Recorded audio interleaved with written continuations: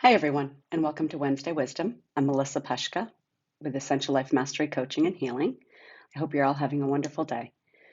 So, today I want to talk to you about the first step you take after trauma. What's the first thing that happens after a trauma? Grief. Yes. You grieve the loss of your trust, your safety, and security. You wonder how to get all that back. But what you need to ask yourself is how that trust, safety, and security worked for you before. What did it all hold in your life? If you were depending on getting all of that from an outside source, then you gave up your control for doing that for yourself. We can have our own trust, safety, and security in our own being. Trusting our thoughts, trusting our decisions, making ourselves safe. Create all of that for yourself. How?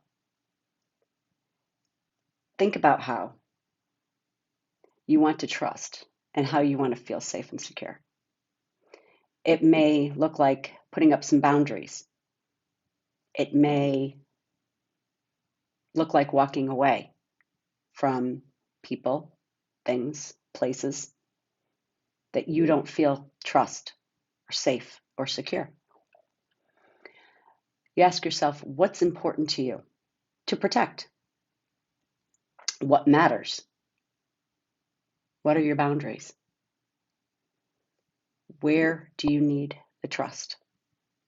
Those are all the things that you need to ask yourself before you can set up that self-trust and security and safety. Trauma changes how we think and feel all the time. And there's different levels of trauma. And then there's different levels of trust and safety and security. You know, if you're walking out into a dark parking lot by yourself at night, you don't trust, you don't feel safe, you don't feel secure. So what can you do for yourself to do that, to ensure that? Move your vehicle closer to the door while it's still light out. Have somebody meet you. Carry mace. Carry a gun. Anything. Okay? Call somebody. I'm walking out to my car. Can you watch me? And any of those things. There are things that you can do. It's just a matter of thinking to what level you want to go to. If you've been hurt in a relationship, well, you're going to have some boundaries and you're going to have some level of trust issues. You're going to have some level of safety issues and security issues. You're going to have that, especially if it's with the same person in the relationship or a new person. You're going to have those issues. And that's where you need to set it up for yourself. Trauma brings up old wounds that haven't been healed. If you haven't moved through the healing of those old wounds, then staying in a relationship where trust and safety and security have been broken, you're going to have issues. If it's moving forward into a new one, you're going to have the same issues, especially because you don't know that person. At least with the old person, you knew that person, okay? And even though things might have changed, you still know who that person is. It's like buying a used car, okay? You have your car, it's getting old, you need to replace it, but you're not going to buy a brand new one. You're still going to buy another secondhand car. Well, the first car, you already know all the bells and whistles. You know all the things that have gone wrong in the past. You know any issues you're having with it right now. The left blinker doesn't work right and it blinks or whatever, or it stays on. The window doesn't work properly. You know these things, okay? You go and you buy a different vehicle and it's a few years old. You don't know what's wrong with it. You're just trusting that that car is going to be safe and secure because of what the person who sold it to you tells you. You have to work that out for yourself. And that may entail finding a mechanic to look it over, having knowledge yourself about things to look for. So those are things that, outside influences, trust and safety and security. Now that it's time to do the grieving process and evaluate what needs to change in you in order to move forward. After you do the grieving, you're going to feel ready to move on, and you will know that time.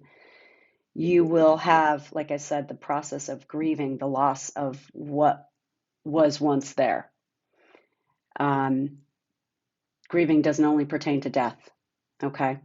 And in a relationship, it is death of the old relationship. And whether you choose to move on or whether you choose to work on that relationship, whether it be platonic, romantic, anything, work, anything, you need to evaluate what needs to change in you. And I'm not saying that putting the blame on you when the trauma happened. It's definitely not. But you've experienced a traumatic experience, and you need to know that you can depend on you to have your own back, not just somebody else. Somebody years ago once told me the only person that's going to make you happy is you. And the only person who's going to make you feel safe is you. And there's things you can't control what everybody else does, but you can control how you react to them. If somebody treats you good, you can choose how to react to that. If somebody treats you bad, you can choose how to react to that too.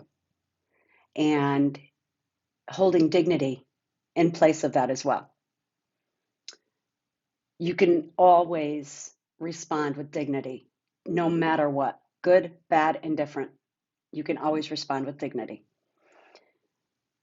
So once you're ready to move forward and to heal after the grieving process, this is where you need to do your evaluation and make the necessary changes for you, for yourself, to move forward and to feel that trust, to feel that safe, to feel that security.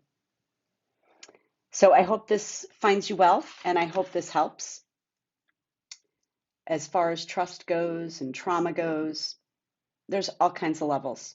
And I try to just touch base on the baseline of trauma. But if you'd like to talk further, please reach out. I'm available. I'd love to chat with you. Having conversations about this is so amazing, the different levels of trauma that people experience and the different levels of healing where they are and what they're doing. So also, in order to help with this too, my 8-week coaching program, The Art of Thriving, Becoming the Master of Your Life, will touch base on this. So reach out if you're interested. I'd love to chat with you about it. All right, everyone, I wish you a blessed day. Thank you so much for watching. Take care.